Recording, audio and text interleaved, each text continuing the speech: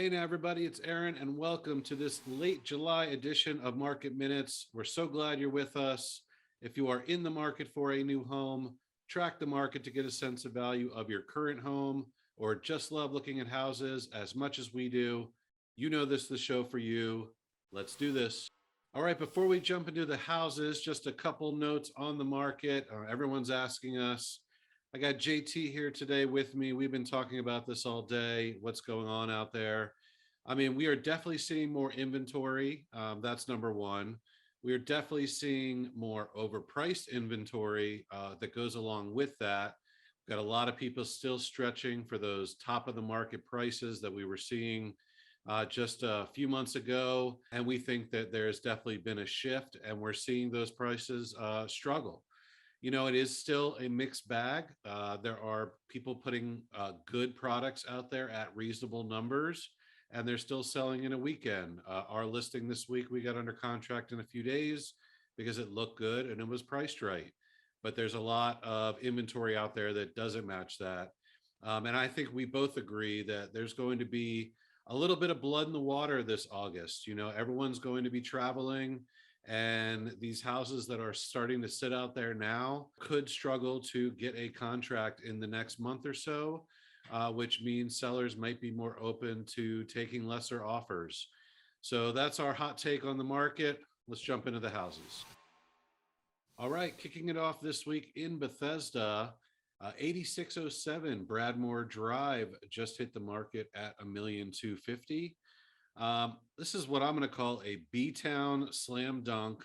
This is one of those houses that is going to sell no matter what interest rates are doing or no matter what the market is doing, for a couple of main reasons. Number one, absolutely fantastic Bradmore location.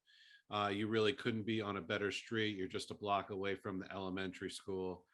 Number two, you get two full bathrooms upstairs on this house. Who ever heard of such a thing in Bethesda down in the lower ones?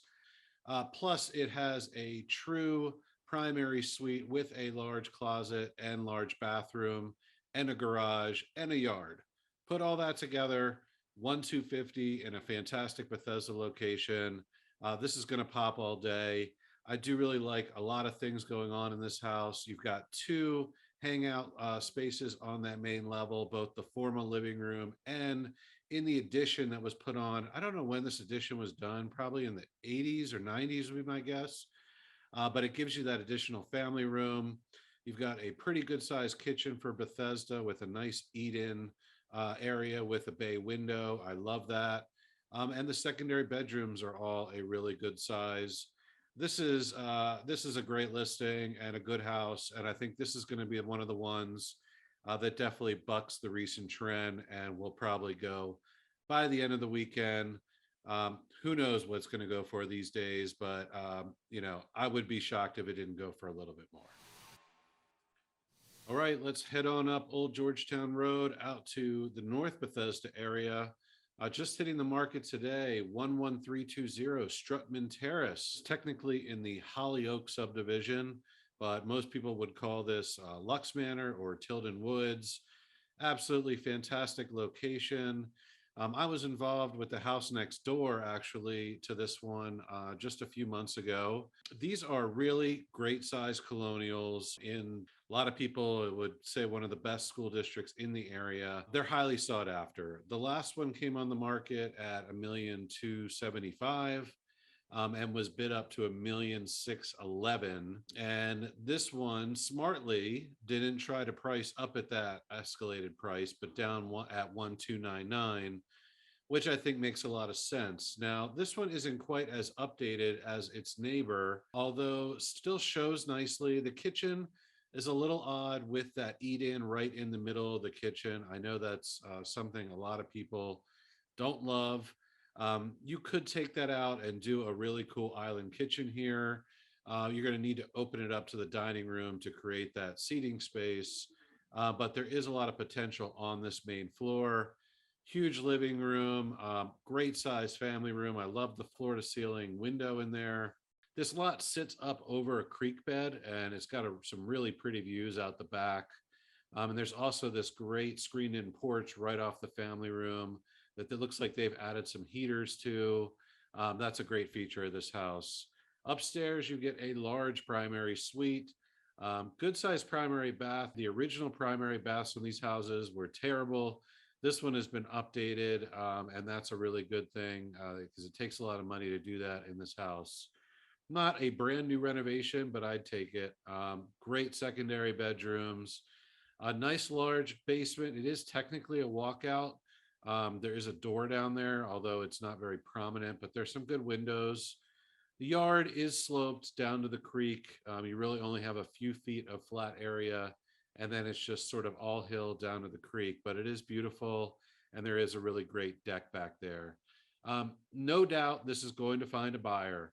The question, I think this is really going to set the tone for what properties are going to do in this pocket in the next few months. So it's going to be really interesting to see. I think it'll go over. I definitely do not think it'll hit 1,611,000. My best guess is we get up somewhere in the high 1.3s on this one. Definitely check it out if you're interested in that location. All right, I'm going to throw it over to JT. He's got a couple things to talk about in Chevy Chase this week. JT, take it away. Hey, thanks, Aaron. I want to start this week at 3813 Williams Lane in the town of Chevy Chase. This 115-year-old storybook home hits the market for $1.4 million. Look, it's not a huge Bethesda property or some tricked out Potomac estate, but what it is a quintessential Chevy Chase home dripping with charm. The previous owner was very smart to expand this property off the back, and when they did so, they grabbed a ton of natural light with this sitting room. A lot of original features still remain with this window seat, perfect for reading a book. They also added a primary suite on the first floor with a walk-in closet and really nice bathroom. There's a private deck off the back, perfect for getting that morning coffee or reading that email. Once you go upstairs, you have the 3 original bedrooms, all with radiator heating. A fun fact is a lot of owners actually will elect to keep this form of heating throughout those dry Washington months. Upstairs, you have my favorite, the lofted 4th bedroom. The basement is unfinished, but once you move outside, there is more room for entertaining in this perfectly appointed backyard. I do have to say my favorite feature of this house is the front porch. Some neighbors do have these front porches in this little pocket, and a lot of them throw porch parties where the neighbors will just drift around from porch to porch visiting, drinking cocktails straight out of a Norman Rockwell painting. It's really something to behold. 1.4 million isn't a lot for this property. I think it's about on trend for this current market. I don't think it's going to go crazy over asking price, but there are a ton of buyers that are just lying in wait, ready to pounce on a property like this. They don't come along that often, so therefore I do think this finds a buyer without that much of a problem in the next couple days.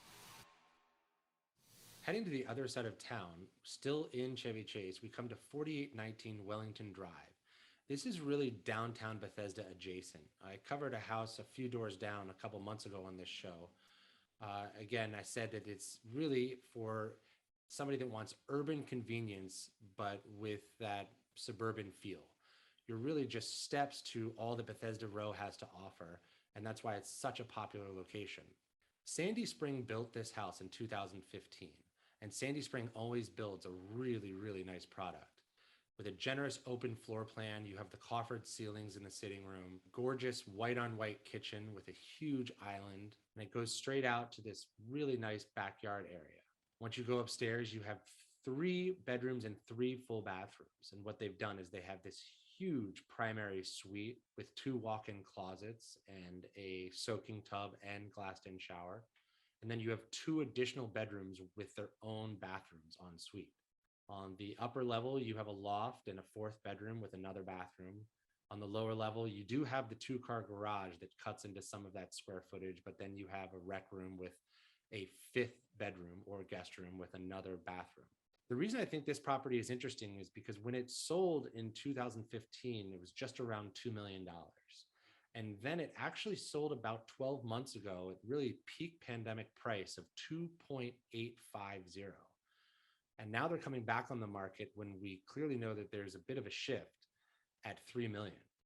This is going to be a very interesting watermark to track because, as Aaron and I have both been saying, we're just not really sure what this market will bear. Yes, it's a unique product in a really great location, but I'm just not sure what the threshold is for these buyers. We'll have to wait and see. That's all I got for you this week. Back to you, Aaron. All right. Thank you, JT. And thank you all for tuning in. As always, give us a follow at Jeweler Burton on Facebook or Instagram. If you know anybody who's getting in the market or considering selling, please reach out. You know, we'd love to help. Stay cool, everybody. Have a great weekend. Later.